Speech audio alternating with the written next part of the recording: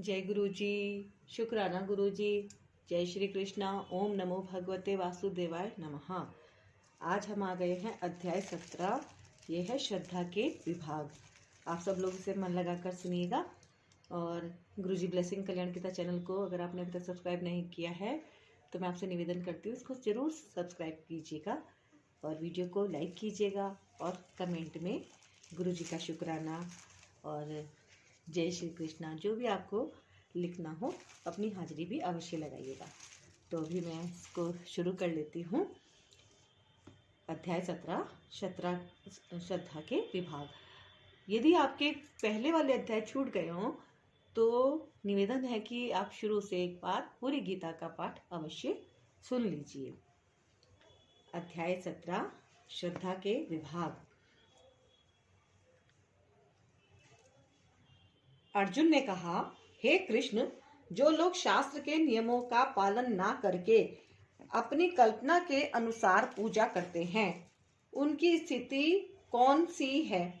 वे सतोगुणी है, रजोगुणी है या तमोगुणी है? देखिए ये कितनी ज्यादा इंपॉर्टेंट बात है ना। अर्जुन ने बिल्कुल सही बात पूछी है कि जो लोग कल्पना के आधार पर ही पूजा करते हैं उनकी स्थिति कौन सी है ना।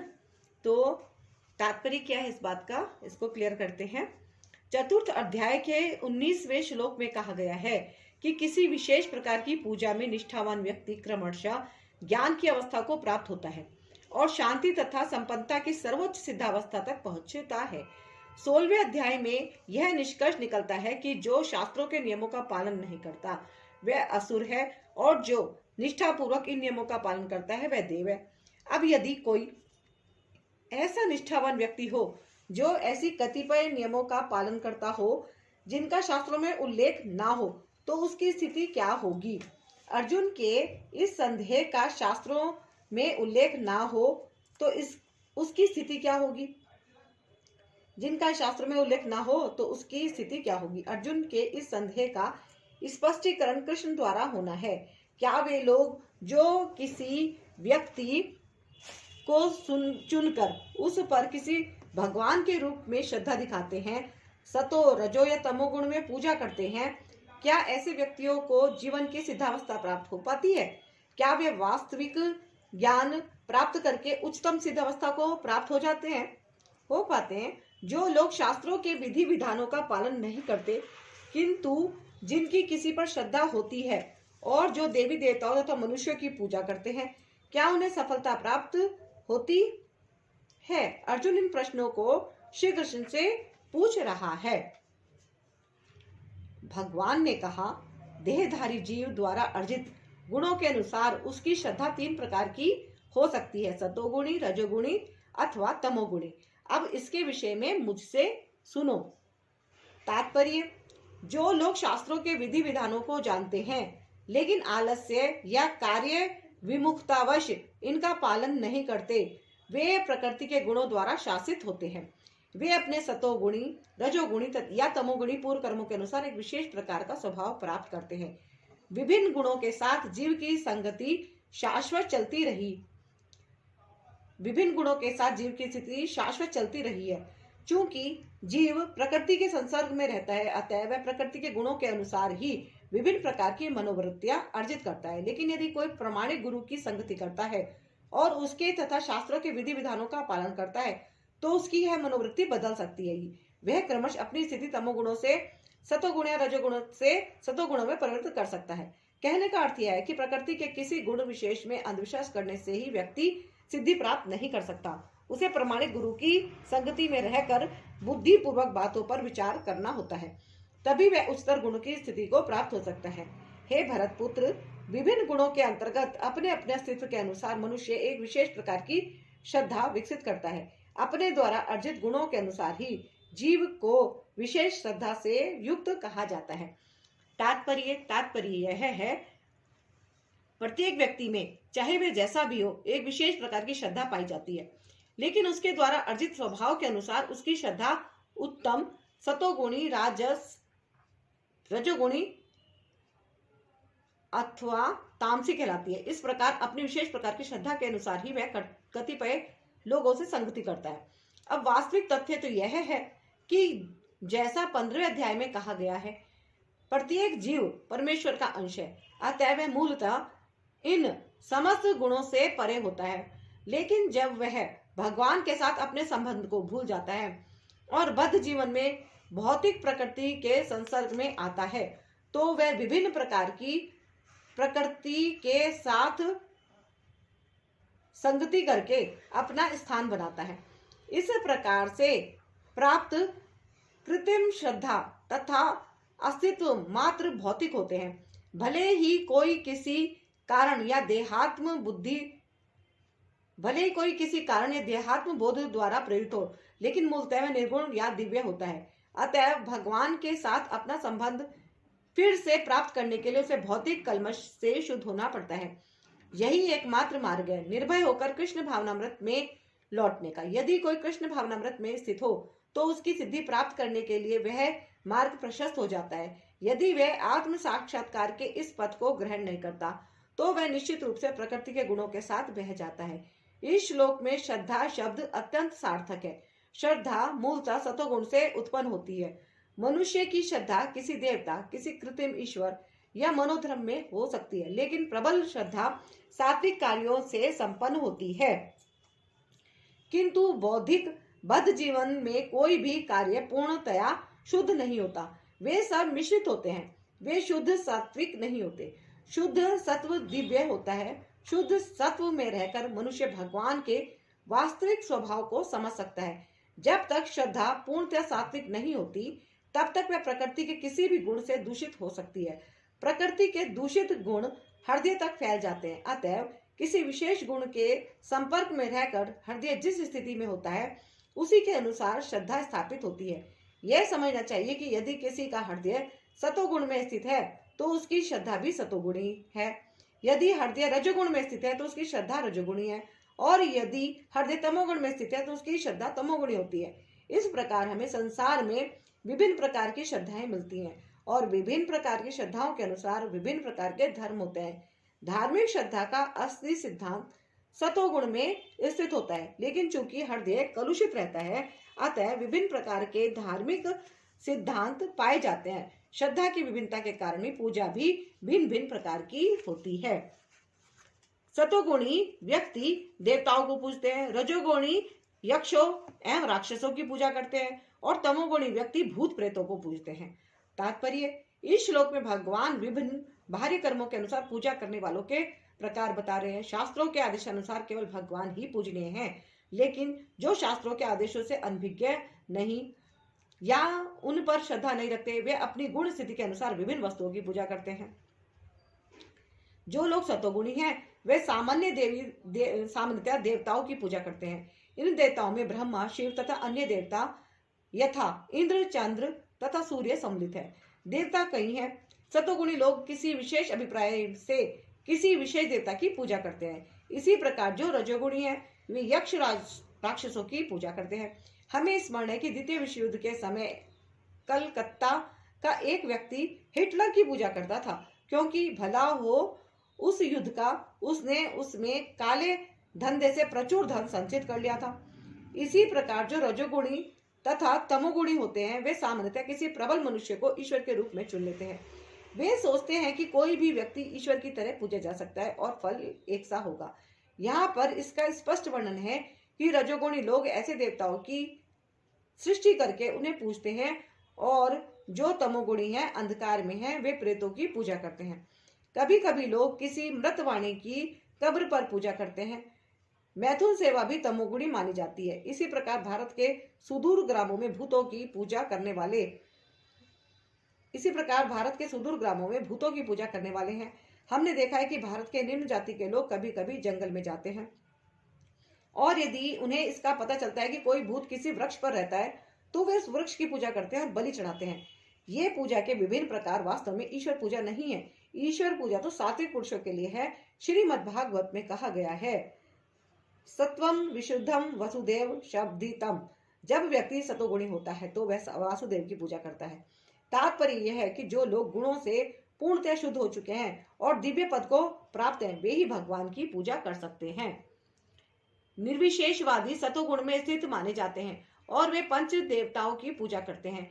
वे भौतिक जगत में निराकार विष्णु को पूजते हैं, जो सिद्धांतीकृत विष्णु कहलाता है। विष्णु भगवान के विस्तार हैं, लेकिन निर्विशेषवादी अंततः भगवान में विश्वास न करने के कारण सोचते हैं कि विष्णु का स्वरूप निराकार ब्रह्म का दूसरा पक्ष है। इसी प्रकार से वे मानते हैं कि ब्रह्मा जी रजोगुण के निराकार रूप हैं। अतः वे कभी कभी 5 देवताओं का वर्णन करते हैं जो पूज्य हैं, लेकिन चूंकि वे लोग निराकार ब्रह्म को ही वास्तविक सत्य मानते हैं, इसलिए वे अंततः समस्त पूज्य वस्तुओं को त्याग देते हैं। निष्कर्ष यह निकलता है कि प्रकृति के विभिन्न गुणों को दिव्य प्रकृति वाले व्यक्तियों की संगति से शुद्ध किया जा सकता है। जो लोग दंभ तथा अहंकार से अभिभूत होकर शास्त्र विरुद्ध कठोर तपस्या और व्रत करते हैं, जो काम तथा आसक्ति द्वारा प्रेरित होते हैं, जो मूर्ख हैं तथा जो शरीर के भौतिक तत्वों को तथा शरीर के भीतर स्थित परमात्मा को कष्ट पहुंचाते हैं, वे असुर कहे जाते हैं। तात्पर्य, कुछ पुरुष ऐसे हैं जो ऐसी तपस्या की विधियों का निर्माण कर लेते हैं जिनका वर्णन शास्त्रों में नहीं है। उदाहरणतः किसी स्वार्थ के प्रयोजन से यथा राजनीतिक कारणों से उपवास करना शास्त्रों में वर्णित नहीं है। शास्त्रों में जो आध्यात्मिक उन्नति के लिए उपवास करने की संस्तुति है, किसी राजनीतिक या सामाजिक उद्देश्य के लिए नहीं। भगवत गीता के अनुसार जो लोग ऐसी तपस्याएं करते हैं वे निश्चित रूप से आसुरी हैं। उनके कार्य शास्त्र विरुद्ध हैं और सामान्य जनता के हित में नहीं है। वास्तव में वे लोग गर्व, अहंकार, काम तथा भौतिक भोग के प्रति आसक्ति के कारण ऐसा करते हैं। ऐसे कार्यों में न केवल शरीर के उन तत्वों को विक्षोभ होता है जिनसे शरीर बना हुआ है, अपितु शरीर के भीतर निवास कर रहे परमात्मा को भी कष्ट पहुंचता है। ऐसे अवैध उपवास से या किसी राजनीतिक उद्देश्य से की गई तपस्या आदि से निश्चय ही अन्य लोगों की शांति भंग होती है। उनका उल्लेख वैदिक साहित्य में नहीं है। आसुरी व्यक्ति सोचता है कि इस विधि से वह अपने शत्रु या विपक्षियों को अपनी इच्छा पूरी करने के लिए बाध्य कर सकता है, लेकिन कभी कभी ऐसे उपवास से व्यक्ति की मृत्यु भी हो जाती है। ये कार्य भगवान द्वारा अनुमत नहीं है। वे कहते हैं कि जो इन कार्यों में प्रवृत्त होते हैं वे असुर हैं। ऐसे प्रदर्शन भगवान के अपमान स्वरूप है, क्योंकि उन्हें वैदिक शास्त्रों के आदेशों का उल्लंघन करके किया जाता है। इस प्रसंग में अचेतस शब्द महत्वपूर्ण है। सामान्य मानसिक स्थिति वाले पुरुष को शास्त्रों के आदेशों का पालन करना चाहिए।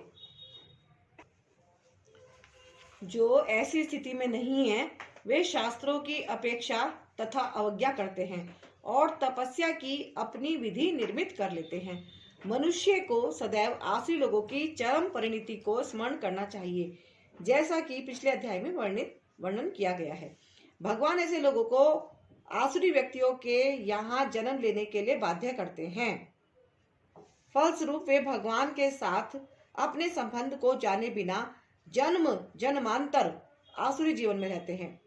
किंतु यदि ऐसे व्यक्ति इतने भाग्यशाली हुए कि कोई गुरु उनका मार्गदर्शन करके उन्हें वैदिक ज्ञान के मार्ग पर ले जा सके, तो वे इस भवबंधन से छूटकर अंततोगत्वा परम गति को प्राप्त होते हैं।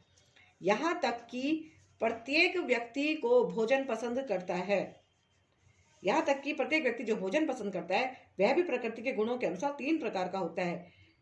यही बात यज्ञ, तपस्या तथा दान के लिए भी सत्य है। अब उनके भेदों के विषय में सुनो। तात्पर्य, प्रकृति के भिन्न भिन्न गुणों के अनुसार भोजन, यज्ञ, तपस्या और दान में भेद होते हैं। वे सब एक से नहीं होते। जो लोग ये समझ सकते हैं कि किस गुण में क्या क्या करना चाहिए, वे वास्तव में बुद्धिमान हैं। जो लोग सभी प्रकार के यज्ञ, भोजन या दान को एक सा मानकर उनमें अंतर नहीं कर पाते, वे अज्ञानी हैं। ऐसे भी प्रचारक लोग हैं जो ये कहते हैं कि मनुष्य जो चाहे वह कर सकता है और सिद्धि प्राप्त कर सकता है, लेकिन ये मूर्ख मार्गदर्शक शास्त्रों के आदेशानुसार कार्य नहीं करते। ये अपनी विधियां बनाते हैं और सामान्य जनता को भ्रांत करते रहते हैं। जो भोजन सात्विक व्यक्तियों को प्रिय होता है वह आयु बढ़ाने वाला, जीवन को शुद्ध करने वाला तथा बल, स्वास्थ्य, सुख तथा तृप्ति प्रदान करने वाला होता है। ऐसा भोजन रसमय, स्निग्ध, स्वास्थ्यप्रद तथा हृदय को भाने वाला होता है। अत्यधिक तिक्त, खट्टे, नमकीन, गरम, चटपटे, शुष्क तथा जलन उत्पन्न करने वाले भोजन रजोगुणी व्यक्तियों को प्रिय होते हैं। ऐसे भोजन दुख, शोक तथा रोग उत्पन्न करने वाले होते हैं। खाने से 3 घंटे पूर्व पकाया गया स्वादहीन, वियोजित, पूर्व एवं सड़ा, जूठा तथा अस्पर्शीय वस्तुओं से युक्त भोजन उन लोगों को प्रिय होता है जो तामसी होते हैं। तात्पर्य, आहार भोजन का उद्देश्य आयु को बढ़ाना, मस्तिष्क को शुद्ध करना तथा शरीर को शक्ति पहुंचाना है। इसका यही एकमात्र उद्देश्य है। प्राचीन काल में विद्वान पुरुष ऐसा भोजन चुनते थे जो स्वस्थ तथा आयु को बढ़ाने वाला हो। यथा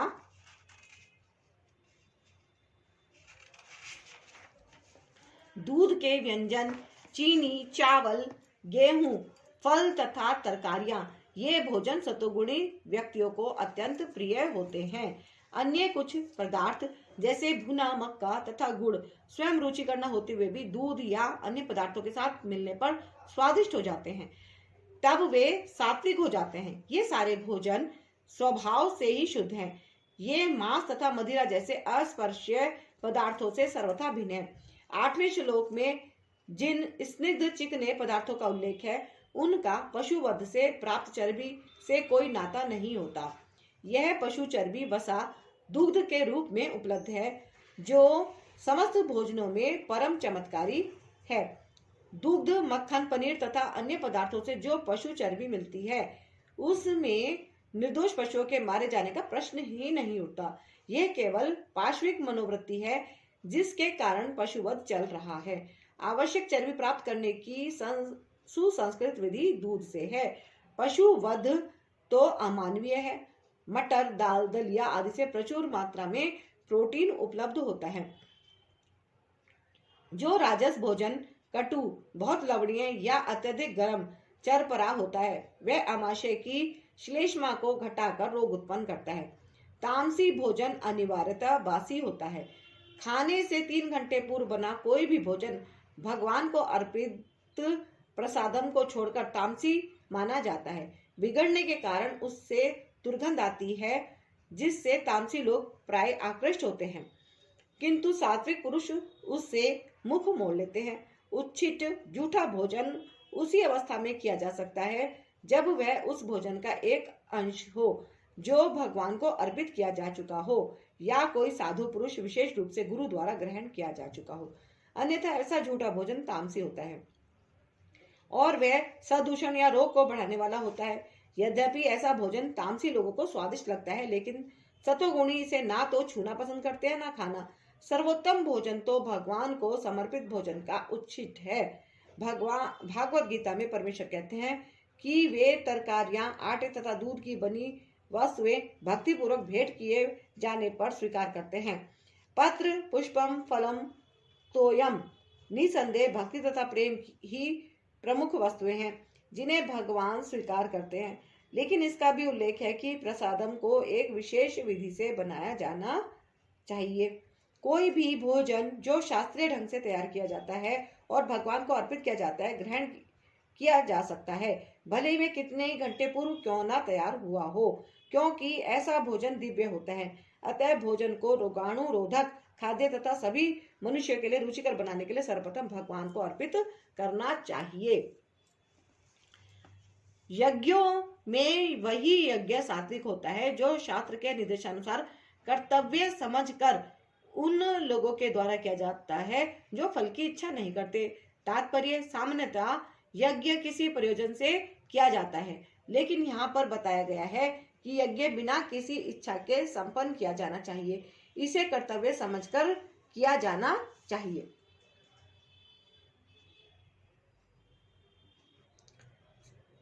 सामान्यतः यज्ञ किसी प्रयोजन से किया जाता है, लेकिन यहाँ पर बताया गया है कि यज्ञ बिना किसी इच्छा के संपन्न किया जाना चाहिए। इसे कर्तव्य समझकर किया जाना चाहिए। उदाहरणतः मंदिरों या गिरजा घरों में मनाए जाने वाले अनुष्ठान सामान्यतया भौतिक लाभ को दृष्टि में रखकर किए जाते हैं, लेकिन यह सतोगुण में नहीं है। मनुष्य को चाहिए कि वह कर्तव्य मानकर मंदिर या गिरजाघर में जाए, भगवान को नमस्कार करे और फूल तथा प्रसाद चढ़ाए। प्रत्येक व्यक्ति सोचता है कि केवल ईश्वर की पूजा करने के लिए मंदिर जाना व्यर्थ है, लेकिन शास्त्रों में आर्थिक लाभ के लिए पूजा करने का आदेश नहीं है। मनुष्य को चाहिए कि केवल अर्चा विग्रह को नमस्कार करने जाए। इससे मनुष्य सतोगुण को प्राप्त होगा। प्रत्येक सभ्य नागरिक का कर्तव्य है कि वह शास्त्रों के आदेशों का पालन करे और भगवान को नमस्कार करे। लेकिन हे भरत श्रेष्ठ, जो यज्ञ किसी भौतिक लाभ के लिए या गर्ववश किया जाता है उसे तुम राजसी जानो। तात्पर्य, कभी कभी स्वर्गलोक पहुंचने या किसी भौतिक लाभ के लिए यज्ञ तथा अनुष्ठान किए जाते हैं। ऐसे यज्ञ या अनुष्ठान राजसी माने जाते हैं। जो यज्ञ शास्त्र के निर्देशों की अवहेलना करके, प्रसाद वितरण किए बिना, वैदिक मंत्रों का उच्चारण किए बिना, पुरोहित को दक्षिणा दिए बिना तथा श्रद्धा के बिना संपन्न किया जाता है वह तामसी माना जाता है। तात्पर्य, तमोगुण में श्रद्धा वास्तव में अश्रद्धा है। कभी कभी लोग किसी देवता की पूजा तथा धन अर्जित करने के लिए करते हैं और फिर वे इस धन को शास्त्र के निर्देशों की अवहेलना करके मनोरंजन में व्यय करते हैं। ऐसे धार्मिक अनुष्ठानों को सात्विक नहीं माना जाता, ये तामसी होते हैं। इनमें तामसी प्रवृत्ति उत्पन्न होती है और मानव समाज को कोई लाभ नहीं पहुंचता। परमेश्वर, ब्राह्मणों, गुरु, माता पिता जैसे गुरुजनों की पूजा करना तथा पवित्रता, सरलता, ब्रह्मचर्य और अहिंसा ही शारीरिक तपस्या है। तात्पर्य, यहाँ पर भगवान तपस्या के भेद बताते हैं। सर्वप्रथम वे शारीरिक तपस्या का वर्णन करते हैं। मनुष्य को चाहिए कि वह ईश्वर या देवों, योग्य ब्राह्मणों, गुरु तथा माता पिता जैसे गुरुजनों या वैदिक ज्ञान में पारंगत व्यक्ति को प्रणाम करे या प्रणाम करना सीखे। इन सब का समुचित आदर करना चाहिए। उसे चाहिए कि आंतरिक तथा बाह्य रूप में अपने को शुद्ध करने का अभ्यास करे और आचरण में सरल बनना सीखे। वह कोई ऐसा कार्य ना करे जो शास्त्र सम्मत ना हो। वह वैवाहिक जीवन के अतिरिक्त मैथुन में रत ना हो, क्योंकि शास्त्रों में केवल विवाह में ही मैथुन की अनुमति है, अन्यथा नहीं। वह यह ब्रह्मचार्य कहलाता है। ये सब शारीरिक तपस्याएं हैं। सच्चे भाने वाले, हितकर तथा अन्यों को शुभ न करने वाले वाक्य बोलना और वैदिक साहित्य का नियमित पारायण करना, यही वाणी की तपस्या है। तात्पर्य, मनुष्य को ऐसा नहीं बोलना चाहिए कि दूसरों के मन शुद्ध हो जाएं। निसंदेह जब शिक्षक बोले तो वह अपने विद्यार्थियों को उपदेश देने के लिए सत्य बोल सकता है, लेकिन उसी शिक्षक को चाहिए कि यदि वह उनसे बोले जो उसके विद्यार्थी नहीं है तो उनके मन को शुद्ध करने वाला सत्य ना बोले। यही वाणी की तपस्या है। इसके अतिरिक्त प्रलाप, व्यर्थ की वार्ता नहीं करनी चाहिए। आध्यात्मिक क्षेत्रों में बोलने की विधि है कि जो भी कहा जाए वह शास्त्र सम्मत हो। उसे तुरंत ही अपने कथन की पुष्टि के लिए शास्त्रों का प्रमाण देना चाहिए। इसके साथ साथ वह बात सुनने में अति प्रिय लगनी चाहिए। ऐसी विवेचना से मनुष्य को सर्वोच्च लाभ और मानव समाज का उत्थान हो सकता है। वैदिक साहित्य का विपुल भंडार है और इसका अध्ययन किया जाना चाहिए। यही वाणी की तपस्या कही जाती है तथा संतोष, सरलता, गंभीरता, आत्म संयम एवं जीवन की शुद्धि, ये मन की तपस्याएं हैं। तात्पर्य, मन को संयमित बनाने का अर्थ है उसे इंद्रिय तृप्ति से विलग करना। उसे इस तरह प्रशिक्षित किया जाना चाहिए जिससे वह सदैव परोपकार के विषय में सोचे। मन के लिए सर्वोत्तम प्रशिक्षण विचारों की श्रेष्ठता है। मनुष्य को कृष्ण भावनामृत से विचलित नहीं होना चाहिए और इंद्रिय भोग से सदैव बचना चाहिए। अपने स्वभाव को शुद्ध बनाना कृष्ण भावना भावित होना है। इंद्रिय भोग के विचारों से मन को अलग रख करके ही मन की तुष्टि प्राप्त की जा सकती है। हम इंद्रिय भोग के बारे में जितना सोचते हैं उतना ही मन अतृप्त होता जाता है। इस वर्तमान युग में हम मन को व्यर्थ ही अनेक प्रकार के इंद्रिय तृप्ति के साधनों में लगाए रखते हैं, जिससे मन संतुष्ट नहीं हो पाता। अतएव सर्वश्रेष्ठ विधि यही है कि मन को वैदिक साहित्य की ओर मोड़ा जाए, क्योंकि यह संतोष प्रदान करने वाली कहानियों से भरा है। यथा पुराण तथा महाभारत, कोई भी इस ज्ञान का लाभ उठाकर शुद्ध हो सकता है। मन को छल कपट से मुक्त होना चाहिए और मनुष्य को सबके कल्याण हित के विषय में सोचना चाहिए। मौन गंभीरता का अर्थ है कि मनुष्य निरंतर आत्म साक्षात्कार के विषय में सोचता रहे। कृष्ण भावना भावित व्यक्ति पूर्ण मौन इस दृष्टि से धारण किए रहता है। मन निग्रह का अर्थ है मन को इंद्रिय भोग से पृथक करना। मनुष्य को अपने व्यवहार में निष्कपट होना चाहिए और इस तरह उसे अपने जीवन भाव को शुद्ध बनाना चाहिए। ये सब गुण मन की तपस्या के अंतर्गत आते हैं।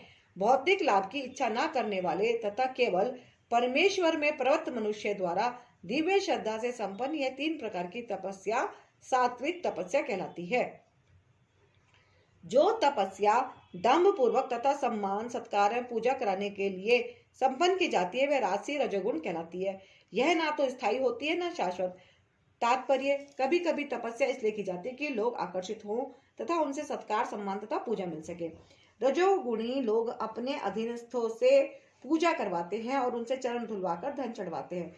तपस्या करने के बहाने ऐसे कृत्रिम आयोजन राजसी माने जाते हैं। इनके फल क्षणिक होते हैं, वे कुछ समय तक रहते हैं, वे कभी स्थायी नहीं होते।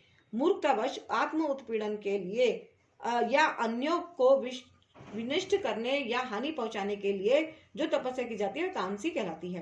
तात्पर्य, मूर्खतापूर्ण तपस्या के ऐसे अनेक दृष्टांत हैं, जैसे कि हिरण्यकश्यपु जैसे असुरों ने अमर बनने तथा देवताओं का वध करने के लिए कठिन तप किए। उसने ब्रह्मा से ऐसी वस्तुएं मांगी थी, लेकिन अंत में वह भगवान द्वारा मारा गया। किसी असंभव वस्तु के लिए तपस्या करना निश्चय ही तामसी तपस्या है। जो दान कर्तव्य समझकर किसी प्रत्युपकार की आशा के बिना समुचित काल तथा स्थान में और योग्य व्यक्ति को दिया जाता है, वह सात्विक माना जाता है। तात्पर्य, वैदिक साहित्य में ऐसे व्यक्ति को दान देने की संस्तुति है जो आध्यात्मिक कार्यों में लगा हो। अविचार पूर्ण ढंग से दान देने की संस्तुति नहीं है। आध्यात्मिक सिद्धि को सदैव ध्यान में रखा जाता है। अतएव किसी तीर्थ स्थान में सूर्य या चंद्र ग्रहण के समय, मासांत में या योग्य ब्राह्मण अथवा वैष्णव भक्त को या मंदिर में दान देने की संस्तुति है। बदले में किसी प्रकार की प्राप्ति की अभिलाषा न रखते हुए ऐसे दान किए जाने चाहिए। कभी कभी निर्धन को दान करुणावश दिया जाता है, लेकिन यदि निर्धन दान देने योग्य पात्र नहीं होता तो उससे आध्यात्मिक प्रगति नहीं होती। दूसरे शब्दों में, वैदिक साहित्य में अविचारपूर्ण दान की संस्तुति नहीं है।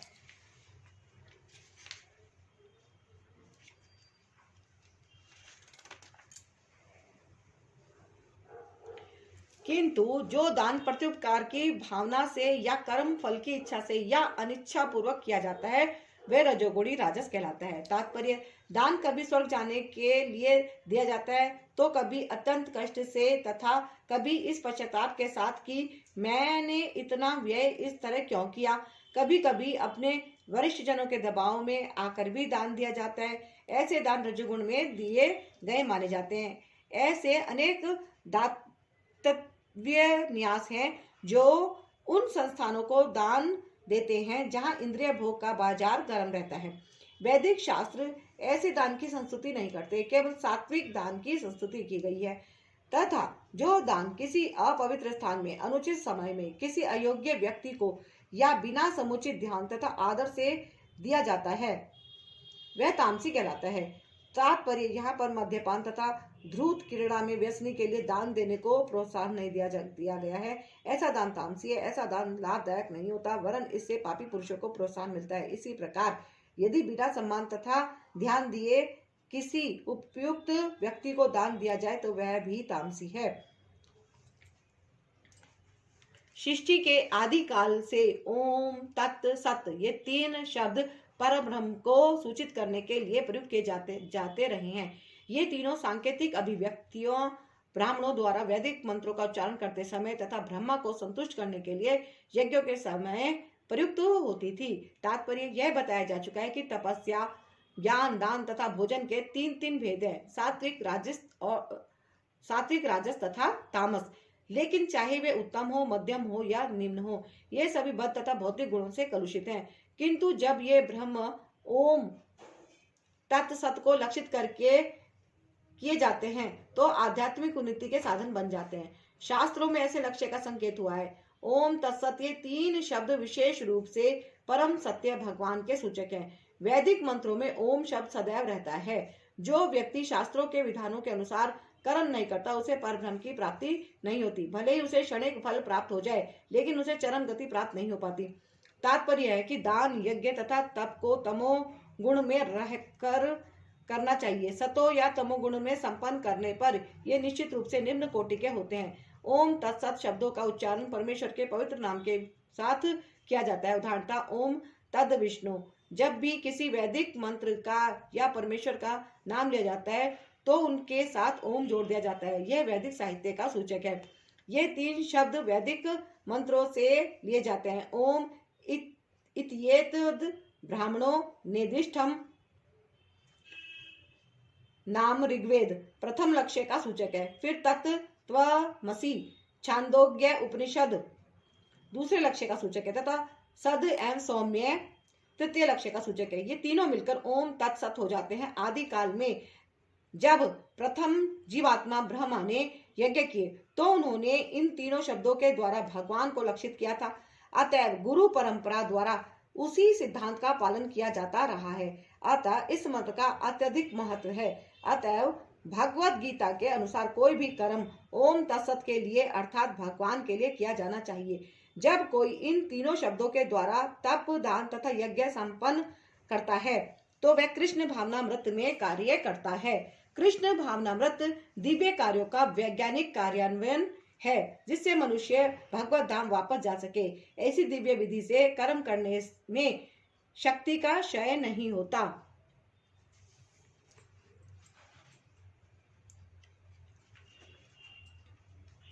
अतएव योगी जन ब्रह्मा की प्राप्ति के लिए शास्त्रीय विधि के अनुसार यज्ञ, दान तथा तप की समस्त क्रियाओं का शुभारंभ सदैव ओम से करते हैं। तात्पर्य ओम तद विष्णु परम पदम, विष्णु के चरण कमल परम भक्ति के आश्रय हैं।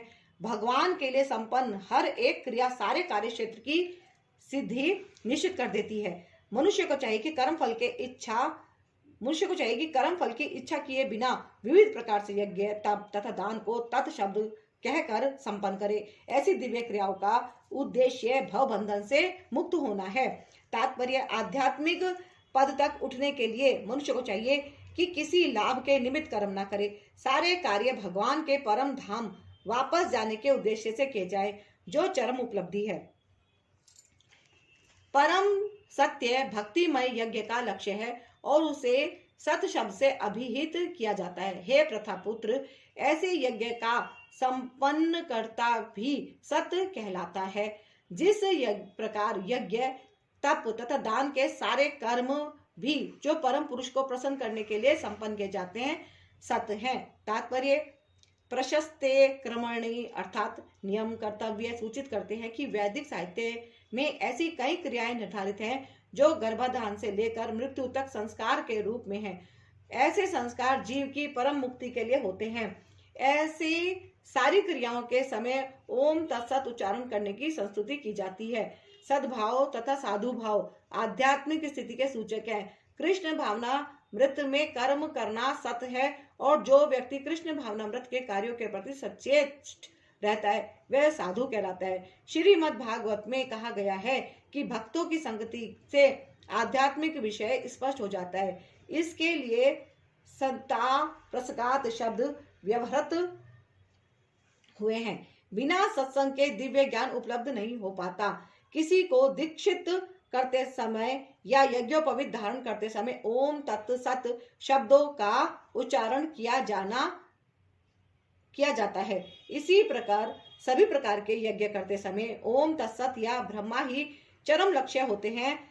तदधियम शब्द ब्रह्मा का प्रतिनिधित्व करने वाले किसी भी कार्य में सेवा करने का सूचक है, जिसमें भगवान के मंदिर में भोजन पकाना तथा सहायता करने जैसी सेवाएं या भगवान के यश का प्रसार करने वाला अन्य कोई भी कार्य सम्मिलित है। इस तरह ओम तत्सत शब्द समस्त कार्यों को पूरा करने के लिए कई प्रकार से प्रयुक्त किए जाते हैं। हे पार्थ, श्रद्धा के बिना यज्ञ, दान या तप के रूप में जो भी किया जाता है वह नश्वर है, वह असत कहलाता है और इस जन्म तथा अगले जन्म दोनों में ही व्यर्थ जाता है।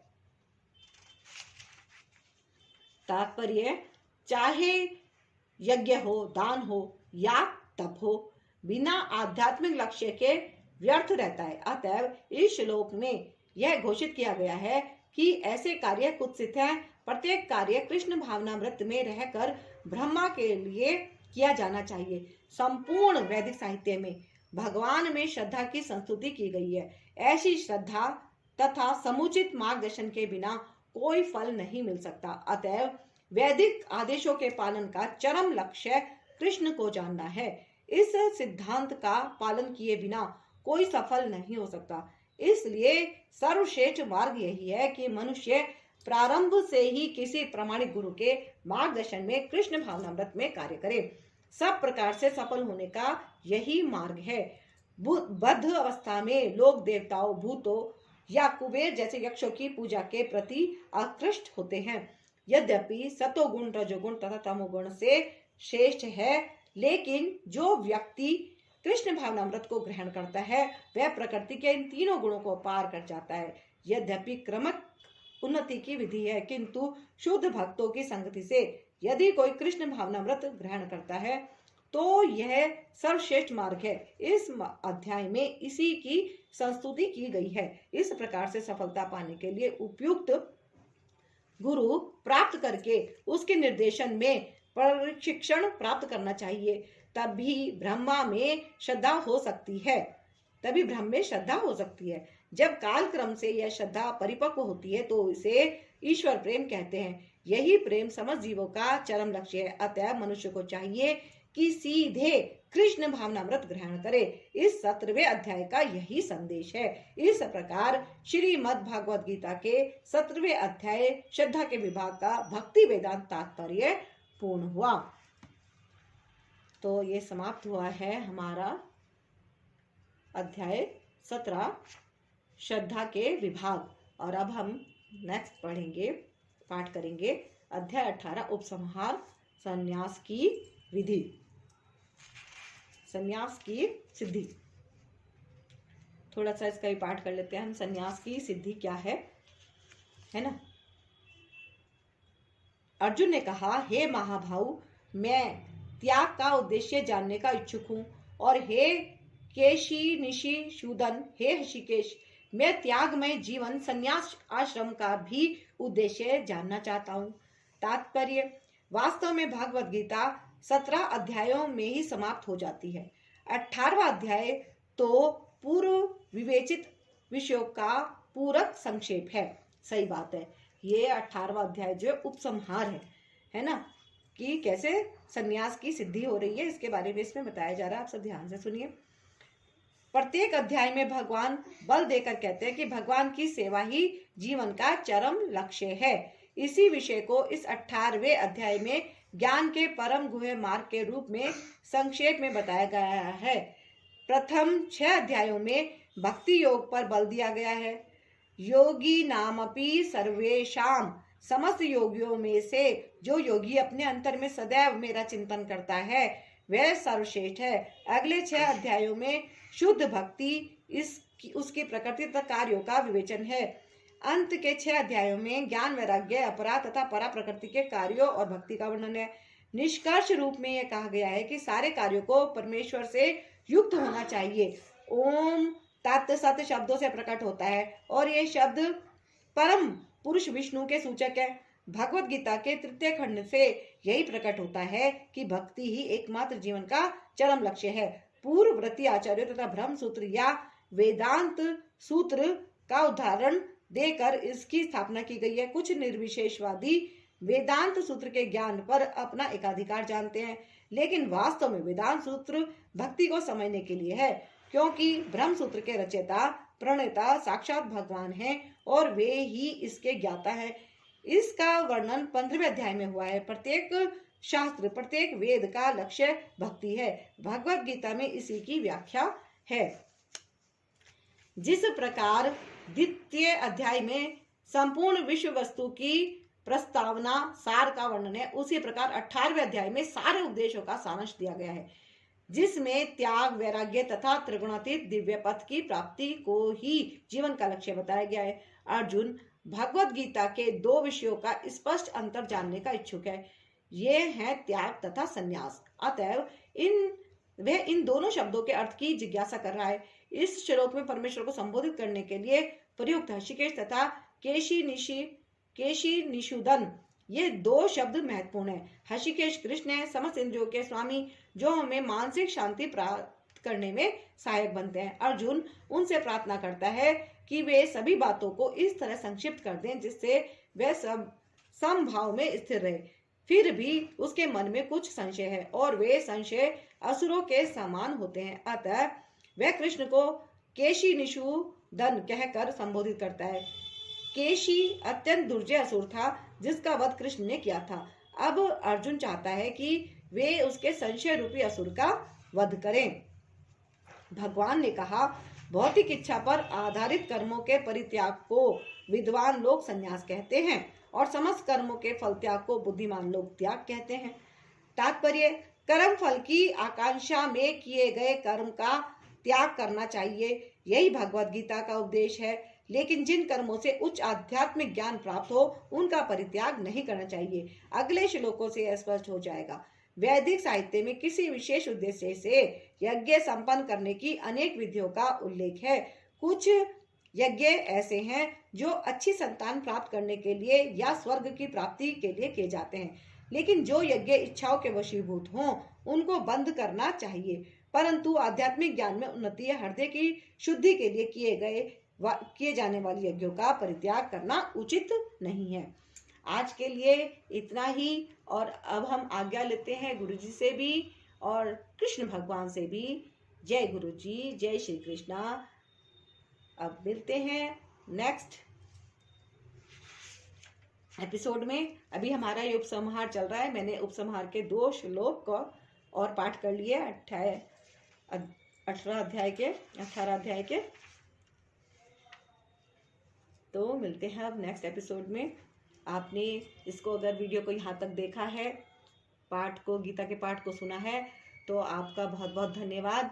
और मैं ईश्वर से प्रार्थना करती हूँ कि आपके जीवन के भी सभी कष्ट दूर हों, सभी कलेश दूर हों, और भगवान आपको और आपके परिवार को बहुत बहुत खुशियाँ दे।